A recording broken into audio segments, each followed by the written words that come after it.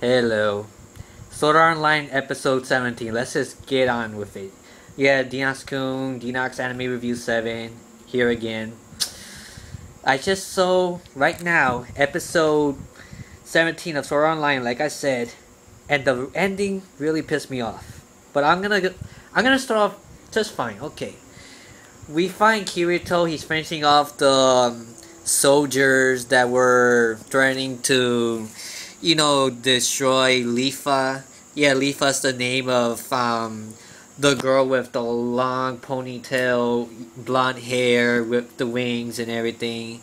And Kirito was all acting like kind of like a hot shot and stuff like that, and that he was telling Leafa probably may have some things for her, but Yui came out and said the only persons that can hug Kirito are Yui and Asuna. Yeah, because she didn't trust Leafa just yet, because they didn't know who she is at the time. But this is surprising. But I did expected it. I'll tell you soon.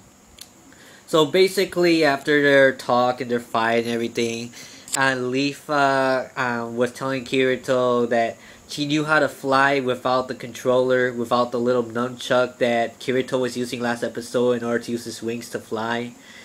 So basically, she wanted, she was teaching Kirito a little bit how to control his wing powers without using the controller, because it is possible.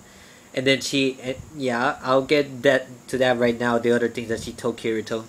So Kirito was trying to focus on himself, trying to focus on his wings. Like Leafa told him, the wings is a part of you. Make the wings a part of you, that you could control the wings with your mind or something like that. And then Kirito, he starts flying around all in circle, all dizzy, not being able to control it. It was pretty funny. Yui and Leafa would just laugh and say, "I'm sorry, Kirito, this is just too funny."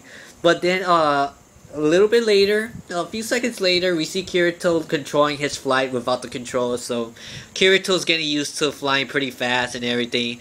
Leafa showed how fast she could fly, and Kirito was keeping up with her.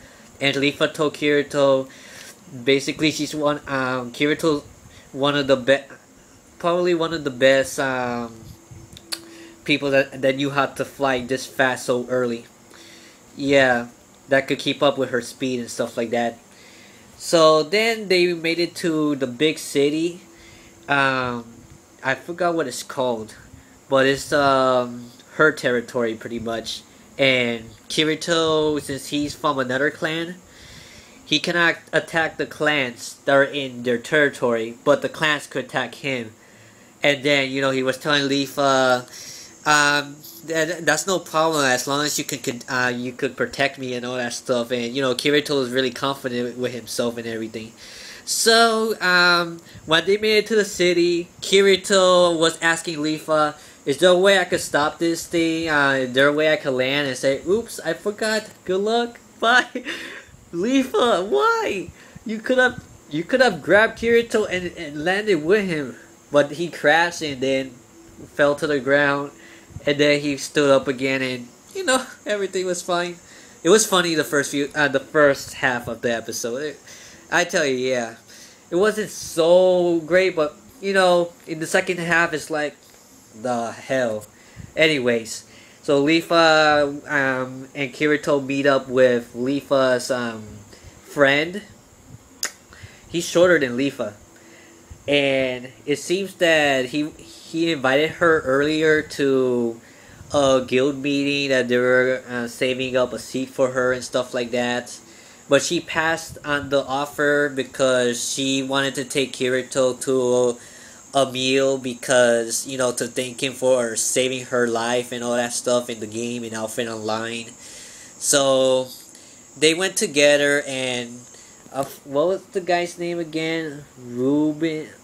It starts with the letter R. I'm sorry. I'm definitely going to remember for the next episode. It takes me a while to remember some names.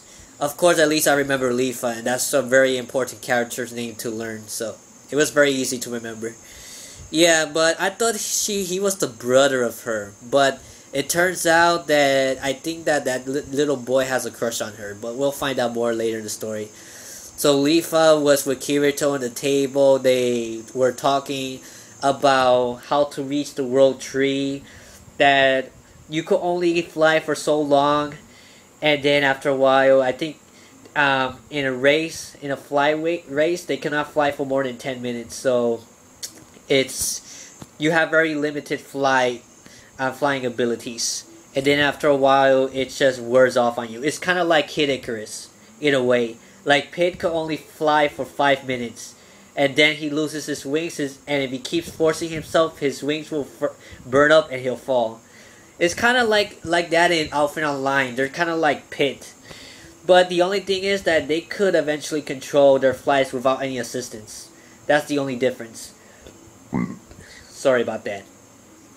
So they were talking to reach the world tree, that it takes a while, it takes about a year, but Kirito don't even have that time. He literally only has a week to save Asuna before Asuna marries this disgusting, human, filthy, crappy trash.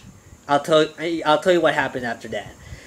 Kirito was really sad. He wanted, he's waiting for somebody. It's really important that he reaches the top of the world tree. If you reach the top of the world tree, you can fly as long as you want. You have all the freedom. So there's no limits and stuff. If you make it to the very top of the tree, of course you have to get through a lot of enemies, and the players are encouraged to destroy other players' clans and all that stuff.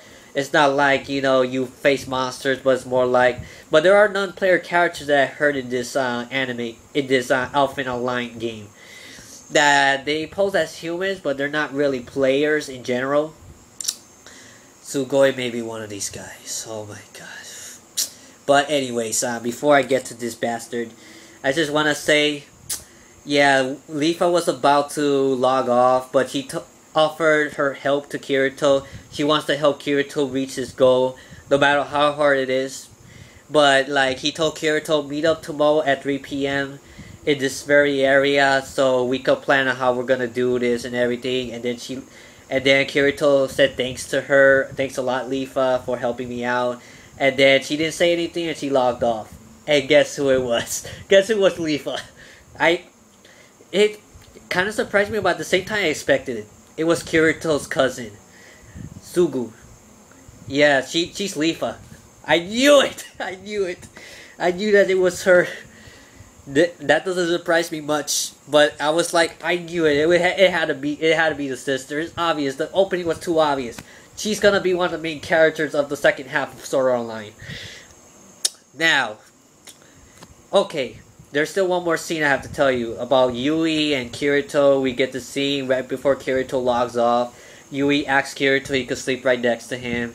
Very touchy moment. They slept together, and Kirito, even though he doesn't have Asuna, at least he's not alone. He has Yui, and he has his cousin that are gonna support him and help him save Asuna. So that's pretty cool. He's not alone in this, that's for sure. Now, the most Pokeria part in this entire episode.